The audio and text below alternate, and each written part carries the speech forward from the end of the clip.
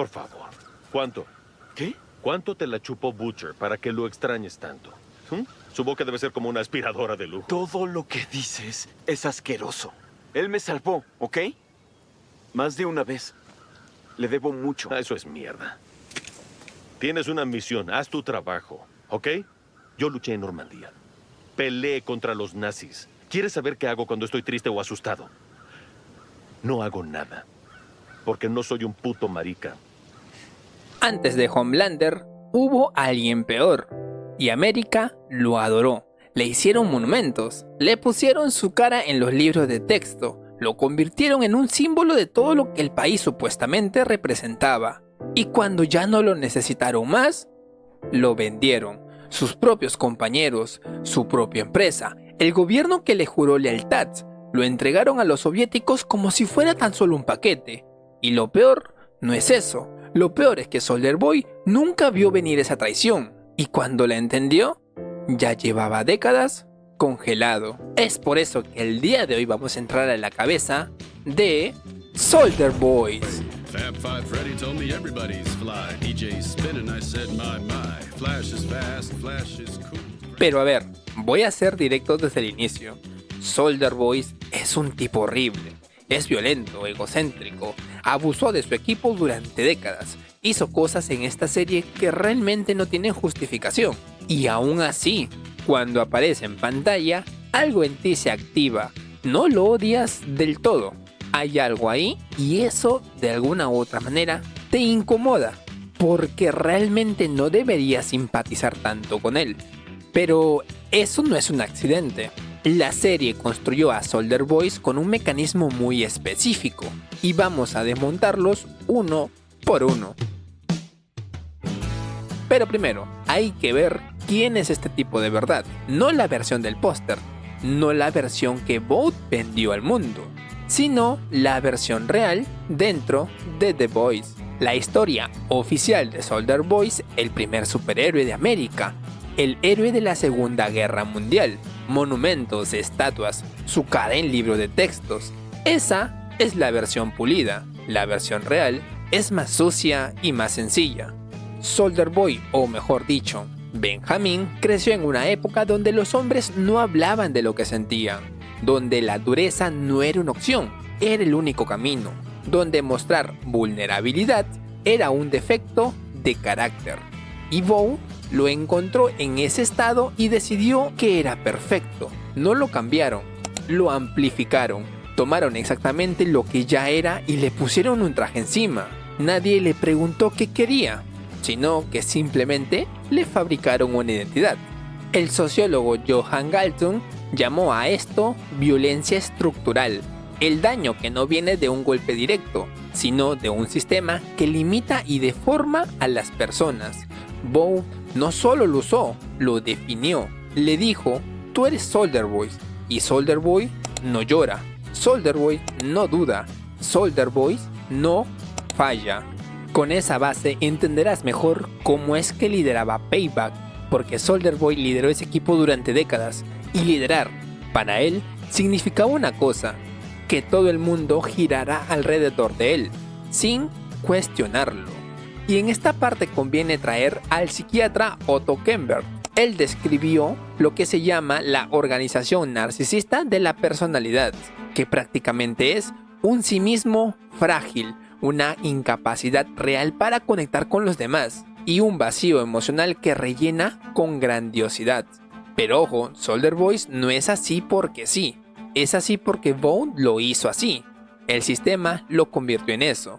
Y ojo, lo que le hicieron en Nicaragua fue injusto, pero Soldier Boy no era una santa paloma ni una víctima. Era alguien que había hecho suficiente daño acumulado como para que su equipo llegara al punto de la ruptura. Soldier Boys no procesó nada, porque no tuvo tiempo. Lo congelaron justo después de la traición y lo despertaron décadas después. Y lo que termina saliendo de ese laboratorio no es un hombre transformado, es el mismo de antes, con la misma rabia sin procesar, la misma incapacidad de adaptarse, y la única respuesta que tiene ante todo eso es más rabia, porque es lo único que sabe hacer con lo que siente. Pero una vez ya habiéndote contado esto, podemos responder a la siguiente pregunta. ¿Por qué sabiendo todo esto no podemos odiarlo? Pues hay 3 razones, y cada una es un mecanismo que la serie usa a propósito. Razón número 1 es la rabia legítima. Lo que le hicieron es objetivamente injusto, no justifica sus crímenes para nada, pero eso explica su rabia. La traición activa en nosotros una simpatía automática, y aunque no querramos, es un reflejo, y The Voice lo sabe. Por eso muestra la traición antes de mostrarte el cuadro completo de quién es él. Así, para cuando tienes toda la información, ya has invertido simpatía en él. Razón número 2. Es honesto con lo que es. En un mundo donde todos mienten, Homelander es un doble cara, Bone es una propaganda, Soldier Boy no pretende ser bueno. Lo que ves es lo que hay. Violento, directo, sin agenda oculta, sin agenda global. Y esto me recuerda al concepto de sombra del psicoanalista Carl Jung. Jung decía que la sombra es la parte oscura que todos reprimimos. Soldier Boy no reprime nada, es pura sombra en acción. Y la razón número 3 del por qué funciona tan bien es enormemente gracias al actor, ya que Jensen Ackles puede ser amenazante y gracioso al mismo momento. Eso es muy difícil de hacer, y él lo logra de una manera que hace que su carisma y simpatía resalte en el personaje. Hasta ahora hemos hablado de su origen y de por qué genera simpatía, pero hay una escena en particular que define todo el personaje y lo vuelve imposible de descifrar. Este es el encuentro con Homelander. Podría haberte criado y habría sido mejor. No serías un debilucho, marica, cobarde, que necesita atención, pero ya no se puede solucionar. Aquí Soldier Boy descubre que Homelander es su hijo biológico, y este está ahí frente a él, su propia sangre, la única persona que comparte algo real con él, y Soldier Boy lo rechaza, sin dudas, sin conflicto aparente. Pero la pregunta acá es, ¿por qué hace eso? Pues podemos pensar en 3 lecturas posibles. La primera es pura crueldad. Tiene a alguien que podría ser familia y lo descarta. Su soledad es tan profunda que ya ni lo intenta. La segunda es la lucidez brutal. Mira a Homelander y ve el resultado del experimento de Bone, una bomba sin freno, y él no quiere estar cerca cuando explote. Y la tercera, y la más oscura, es que se ve a sí mismo, el hombre que aplasta a los que los rodean, el que no sabe conectar, y no puede tolerarlo porque tolerarlo sería reconocerse. Lastimosamente la serie no te dice cuál es la correcta, te deja en la ambigüedad, y esa ambigüedad es lo que hace que el personaje se quede contigo. Y acá podríamos hacernos 2 preguntas, ¿no es Homelander igual o peor?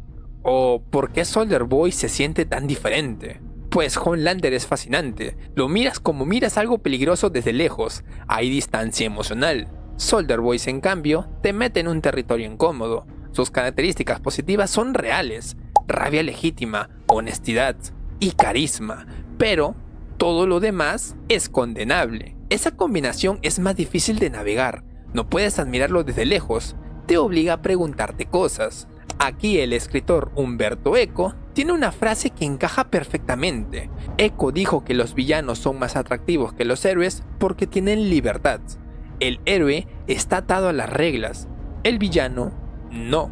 Y es por eso que Soldier Boy no pide permiso, no se disculpa, y esa libertad, aunque aterradora, es magnética. Me gustan las decididas. Con la figura que tienes, eres un desperdicio aquí. Ahora hablaremos del final de su arco, porque ahí la serie tomó una decisión muy consciente.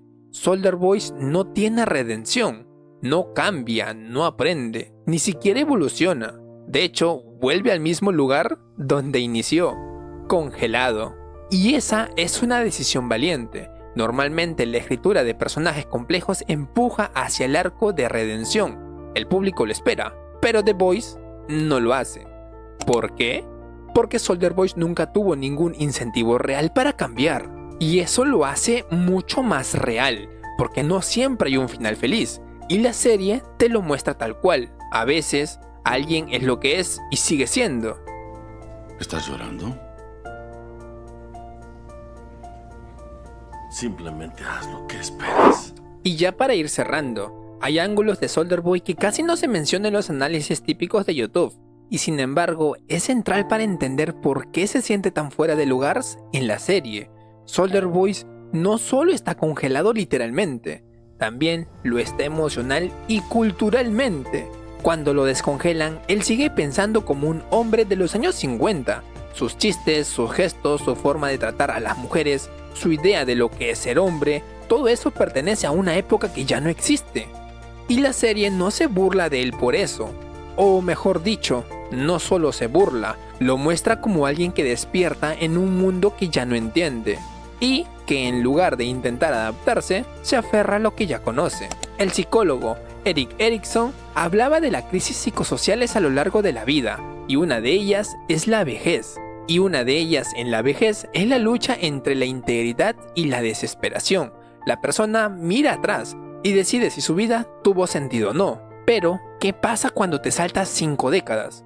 Cuando despiertas y no tuviste vejez, no tuviste madurez, no tuviste nada. Solo un salto al vacío. Eso es Soldier Boy, y Soldier Boy no puede hacer esa evaluación porque no vivió esas décadas. Sigue siendo el mismo joven, en términos psicológicos, que fue congelado, y eso lo hace patético y peligroso al mismo tiempo.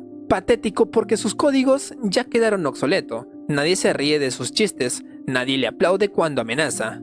Prácticamente es un dinosaurio que no sabe que se extinguió. Y peligroso porque la herramienta que le queda cuando no entiende algo es la violencia. Y Soldier Boy no es solo un monstruo, es un monstruo anacrónico, un producto de su tiempo que el tiempo dejó atrás. Y esa es quizás la capa más trágica del personaje. Ni siquiera el mundo en el que fue héroe existe ya. Todas las personas que lo conocían fallecieron. Y acá suelto la siguiente interrogante: ¿por qué amamos a alguien que no lo merece? En el caso de Soldier Boy, creo que la respuesta tiene más que ver con algo más humano, como la compasión por el que se quedó atrás. Sí, está bien, no nos gusta lo que hace, pero nos duele ver a alguien que despierta y descubre que su tiempo ya pasó, que sus ideas ya no sirven, que las reglas cambiaron sin él. Soldier Boy es, en el fondo, un hombre asustado, y eso, nuevamente, como dije con Homelander, que te dejo el video por acá si quieres verlo, no lo justifica, pero explica por qué podemos simplemente no odiarlo y ya. Y quizás por eso The Voice lo escribió así, para mostrarnos que incluso los monstruos tienen capa, que la maldad rara vez es pura, y que casi siempre hay un origen, una historia, un momento en el que alguien pudo haber hecho algo distinto y simplemente no lo hizo. Soldier Boy no merece nuestro perdón, pero sí merece que intentemos entenderlo, porque al entenderlo entendemos algo sobre el mundo que lo creó, un mundo que aplaude al héroe mientras que lo fabrica, y lo abandona cuando ya no le sirve. Y ese mundo, el de Bow, el de los medios y el de la cultura que consume y lo descarta, ese mundo también es nuestro. Pero bueno, eso fue todo por el video de hoy. Déjame una reflexión en los comentarios, pero no sobre él, sino sobre esto. ¿Crees que Soldier Boy podría haber encajado en algún otro momento de la historia o simplemente estaba destinado a ser un problema? Me interesa saber qué es lo que tú piensas. Si el análisis te sirvió, dale un like, suscríbete y compártelo. Nos vemos en un próximo video. Cuídate.